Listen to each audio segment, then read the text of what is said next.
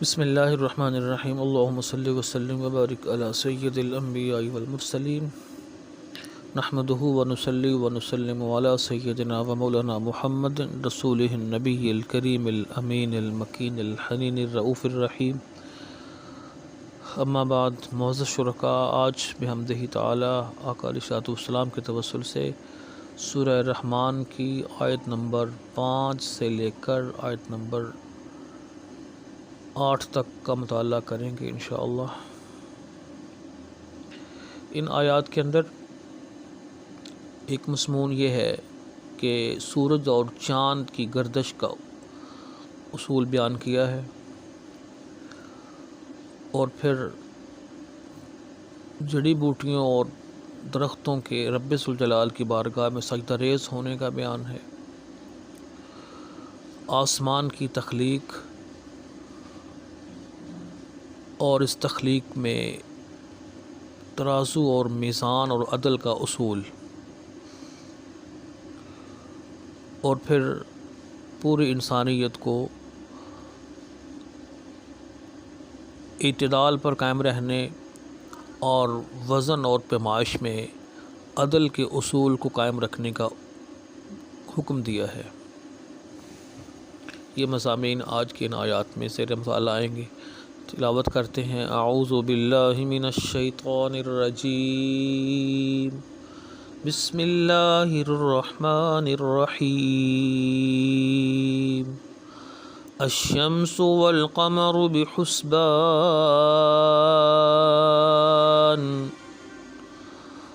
سورج اور چاند اسی کے مقررہ حساب سے چل رہے ہیں۔ والنجم والشجر يسجدان،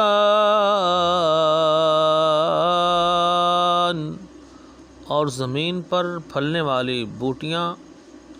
زمین پر پھیلنے والی بوٹیاں اور سب درخت اسی کو سجدہ کر رہے ہیں۔ والسماء رفعها ووضع الميزان،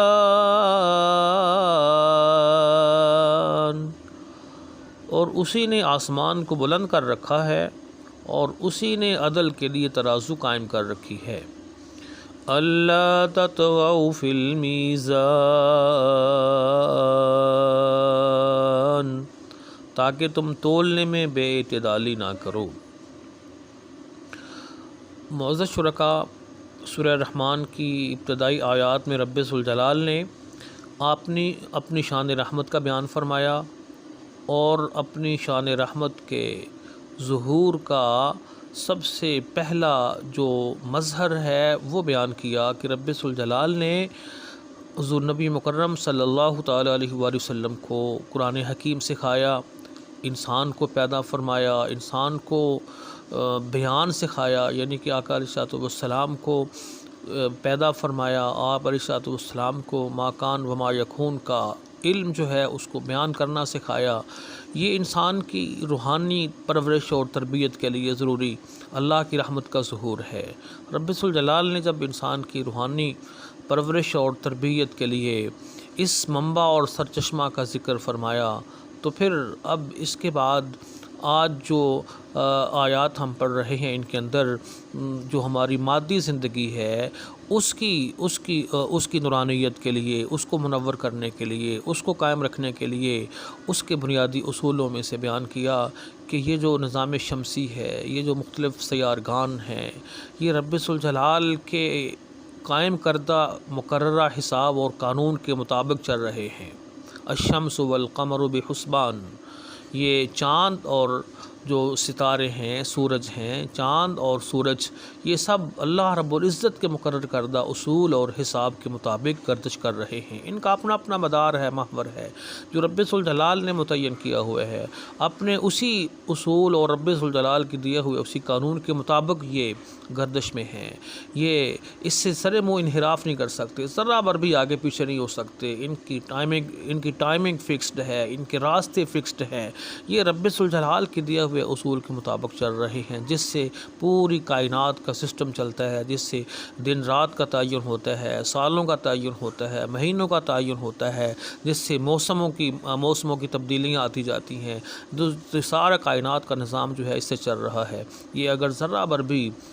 بھی اگر دائیں بائیں ہو جائیں، اپنے اعتدال سے، اپنے اس قانون سے ذرہ بر بھی ہٹ جائیں، تو پوری کائنات کا یہ نظام جو ہے یہ درم برم ہو جائے گا۔ تو رب ذوالجلال نے اپنی رحمت کا اظہار، اپنی رحمت کا یہ مظہر بھی بیان کیا ہے کہ کائنات میں زندگی کے ممکن بنانے کے لیے، انسان کی زندگی کو ایک ڈسپلن کے تحت چلانے کے لیے بلکہ زندگی کا سسٹم قائم رکھنے کے لیے رب ذوالجلال نے یہ قانون بھی خود دیا ہے، جو شمس و قمر میں چل رہا ہے، شمس و قمر کی گردش میں ہے۔ اور پھر اس کے بعد رب ذوالجلال نے فرمایا کہ یہ جو زمین پر جڑی بوٹیاں ہیں اور زمین پر جو درخت ہیں، والنجم والشجر، نجم کا ایک معنی ستارہ بھی ہے، ستارہ بھی مراد لیا جا سکتا ہے یہاں پر، وہ بھی جائز و درست ہے، اور ایک معنی اس کا جڑی بوٹیاں ہیں، اور جڑی بوٹیاں سے مراد وہ پودے ہیں جن کے اندر تنا نہیں ہوتا، وہ چھوٹی چھوٹی بوٹیاں، وہ کمزور سی، وہ بھی رب ذوالجلال کی بارگاہ میں سجدہ ریز ہیں، اور جو درخت ہیں، تناور درخت ہیں جن کے اندر تنا ہوتا ہے،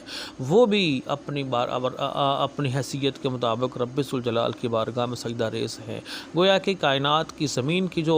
مخلوقات ہیں، ان میں سے اشرف المخلوق انسان تو انسان، بلکہ یہاں پر جو جڑی بوٹیاں اور درخت ہیں، یہ بھی اپنی حیثیت، اپنی شان کے لائق، اپنے مقام اور مرتبے کے مطابق رب ذوالجلال کی بارگاہ میں سجدہ ریز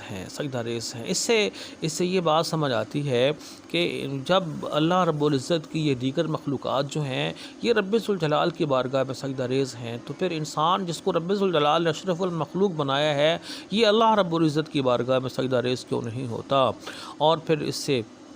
یہ بات بھی سمجھ آتی ہے کہ جتنی بھی کائنات ہے، کائنات کا ذرہ ذرہ اللہ رب العزت کی بارگاہ میں عبد کی حیثیت سے ہے، سجدہ ریز ہے۔ ان چیزوں کا یہ جو انسان کے علاوہ یا جنات کے علاوہ جو باقی مخلوقات ہیں، ان کا سجدہ کرنا کیا ہے؟ ان کا سجدہ کرنا یہی ہے کہ یہ رب ذوالجلال کے حکم کے آگے سر تسلیم خم کیے ہوئے ہیں۔ جس طرح رب ذوالجلال نے ان کو بنا دیا ہے، جو ان کا مقصد زندگی ہے، وہ یہ پورا کر رہے ہیں رب ذوالجلال کے حکم کے آگے۔ رب ذوالجلال کے آگے سر نگوں ہو جانا، سر تسلیم خم کر لینا، جھکے رہنا، اسی کا نام سجدہ ہے، اس کے حضور جھکے رہنا۔ اس سے ہمیں ایک بات یہ بھی سمجھ آتی ہے کہ ایک تو سجدہ ہم حالت نماز میں کرتے ہیں، وہ تو محدود وقت کے لیے ہے، تھوڑے وقت کے لیے ہے، 1-2 منٹ کے لیے ہے، لیکن اس سجدے کا فلسفہ اور مقصد یہ ہے کہ ہماری زندگی کا لمحہ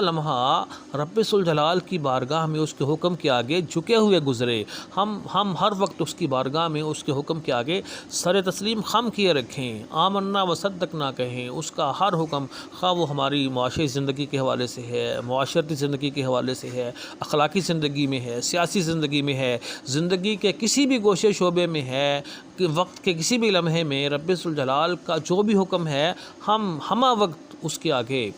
آگے جھکے رہیں۔ یہ ہے ہمارا اور اس کی بارگاہ میں سجدہ ریز ہونا۔ نماز میں جو سجدہ ہے وہ دراصل ہمیں زندگی کے ان باقی لمحات میں اس کی بارگاہ میں جھکے رہنے کی ترغیب اور تربیت دیتا ہے، موٹیویشن دیتا ہے، اس کی پریکٹس کرواتا ہے، مشق کرواتا ہے۔ یہ مشق جس کی جتنی پختہ اور مضبوط ہو جائے گی، وہ اسی قدر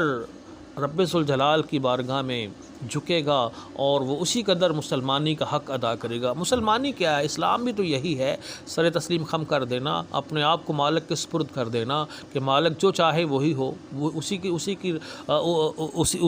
کے سامنے اپنے سب کچھ قربان کر دینا، اپنی سوچ، اپنی خواہشات، اپنی عقل، ہر چیز اس کے حضور قربان کر دینا، اسی کا نام اسلام ہے۔ اب رب ذوالجلال نے کائنات کی ان 2 مخلوقات کا ذکر فرمایا، اور اس کے بعد پھر رب ذوالجلال نے فرمایا کہ والسماء رفعها، آسمان کو بھی اسی نے بلند کیا ہے، آسمان خود بخود نہیں بن کیا۔ یہ سائنسی اور مختلف نظریات جو ہیں کہ یہ سارا کچھ ایکسیڈنٹلی ہو گیا ہے، ایکسیڈنٹلی سارا کچھ نہیں ہوا، اس سب کے پیچھے سب سے بڑی قوت کار فرما ہے، وہ رب ذوالجلال کی قوت ہے، وہ خالق ارض و سما ہے،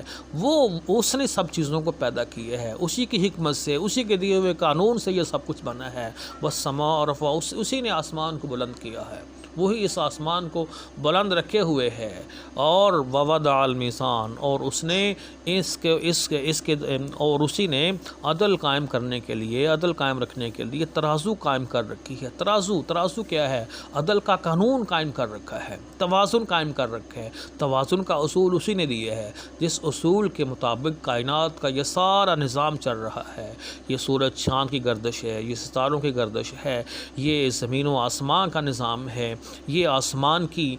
جو آسمان کا وجود اور قیام ہے، یہ سب کچھ جس اصول کے تحت قائم ہے، وہ اصول عدل کا اصول رب ذوالجلال ہی نے بنایا ہے۔ یہ عدل کا اصول کائنات کے ذرے ذرے میں موجود ہے، اسی اصول کے تحت کائنات موجود ہے۔ جو ہی یہ اصول ختم ہوا، جو ہی یہ اصول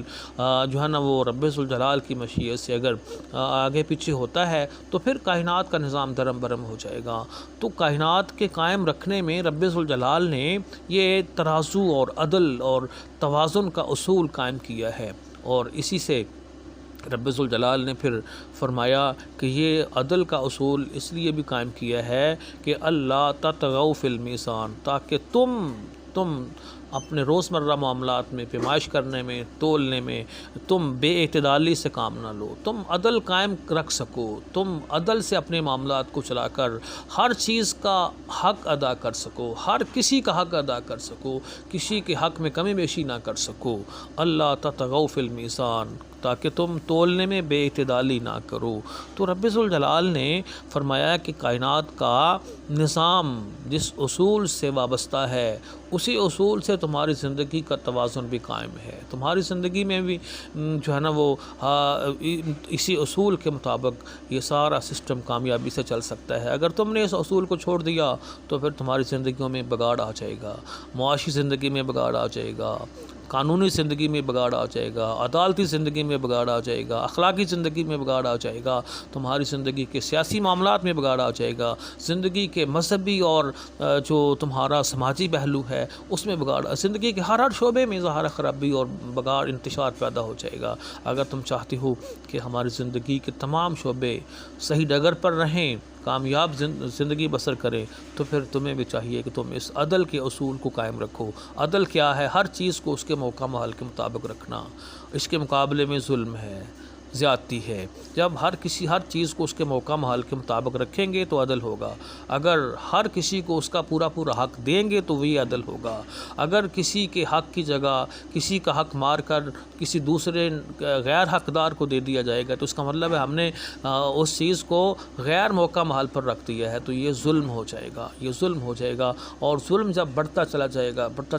گا تو پھر ظاہر ہے کائنات کا نظام، زندگی کا نظام انتشار کا شکار ہو جائے گا، درم برم ہو جائے گا۔ جس طرح کہ آج ہماری زندگی کی تصویر بنی ہوئی ہے، زندگی کے شعبوں میں دیکھیں بگاڑ ہے، خرابیاں ہیں، انتشار ہے۔ کیوں؟ اس لیے کہ ہماری زندگی کے مختلف شعبوں سے یہ عدل کا اصول، توازن کا اصول، یہ توازن کا